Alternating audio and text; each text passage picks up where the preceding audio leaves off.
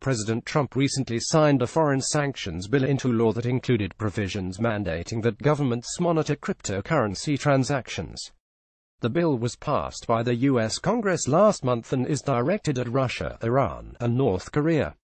Also read Homeland Security injects $2.25 million into distributed ledger and blockchain surveillance startups. The bill requires that governments monitor cryptocurrency to combat the financing of terrorism and related forms of illicit finance. President Trump has signed a controversial foreign sanctions bill into law that mandates the Iranian, Russian, and North Korean governments must monitor cryptocurrency circulations as a measure to combat illicit finance trends.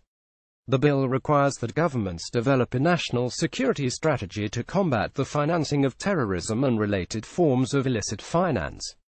Governments will be required to monitor data regarding trends in illicit finance, including evolving forms of value transfer such as so-called cryptocurrencies.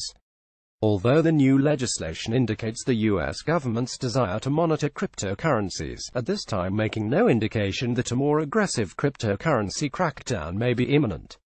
According to the bill, an initial draft strategy is expected to come before Congress within the next year. Yahya Fanyouzi, a former CIA counter-terrorism analyst for the CIA, has presented a balanced account of the threat posed to anti-terror authorities by Bitcoin and alternative cryptocurrencies. The national security concern is not that criminals will use this type of technology, they use all technologies, Mr. Fanyouzi said. The policy question is how do you deal with something that governments can't control? Fanyouzi previously identified the first verifiable instance of Bitcoin being used as a vehicle for fundraising by a terrorist organization, and continues to conduct analysis from the Center on Sanctions and Illicit Finance at the Foundation for Defense of Democracies. In an interview with The Washington Times, Fanyouzi recommended that U.S. government work closely with cryptocurrencies in order to ensure that they are not used for illicit financing. Bitcoin is like a rebellious teenager, it wants to do its own thing, he said. So what do? Do you ban it? No, you want to have a good relationship with it and influence how it develops. According to the bill, an initial draft strategy is expected to come before Congress within the next year, and will see input made by U.S. financial regulators, the Department of Homeland Security, and the State Department.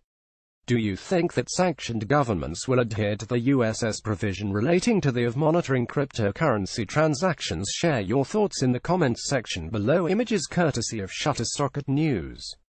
Bitcoin.com. All comments containing links are automatically held up for moderation in the discuss system.